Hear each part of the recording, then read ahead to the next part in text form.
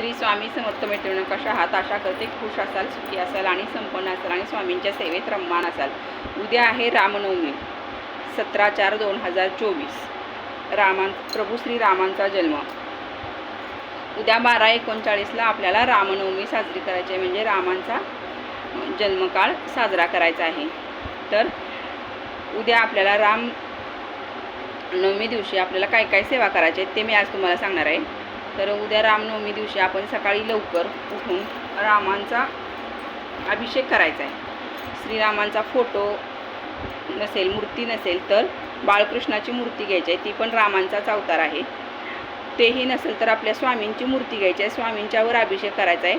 पुरुष सूक्त वाचायचं आहे, स्त्री सूक्त वाचायचं आहे. स्त्री सूक्त पुरुष सूक्त म्हणत आपण अभिषेक करायचा आहे. ते झाल्यानंतर आपल्याला पवनात्मक सूक्त वाचायचं आहे. नंतर रामरक्षा स्तोत्र वाचायचं आहे. रामरक्षा स्तोत्र आपल्याला 11 वेळा 21 वेळा जितक्या वेळा वाचता येईल तितक्या वेळा वाचायचं आहे. आणि 1 ते 9 ओव्या आपण 10 वेळा वाचायचे आहेत आणि 11 वेळी संपूर्ण रामरक्षा स्तोत्र वाचायचं आहे.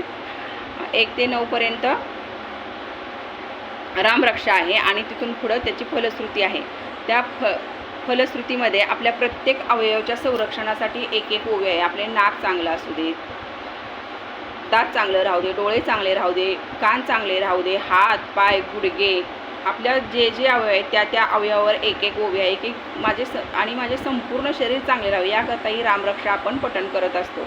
लहान मुलांना दचकून झोपेतून उठत असले किंवा बाहेरची काही बाधा असेल तर आपल्या मुलाला मांडीवर घेऊन आपण जर रामरक्षा स्तोत्राचं असे 3 बोटं डोक्यावर ठेवून रामरक्षा स्तोत्राचं पठण केलं तर त्याच्यावर बराच फरक पडलेला आपल्याला दिसून येईल.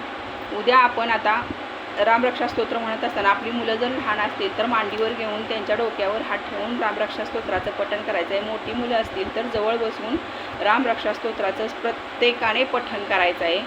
अतिशय प्रभावी ही रामांची सेवा आहे. राम हे मर्यादा पुरुषोत्तम होते, त्यामुळं गर्भवती स्त्रियांनी ही सेवा नक्की करा.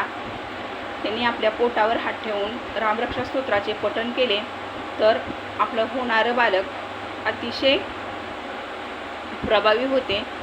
त्यामुळं रामरक्षा स्तोत्र गरोदर स्त्रियांनी नक्की म्हणा.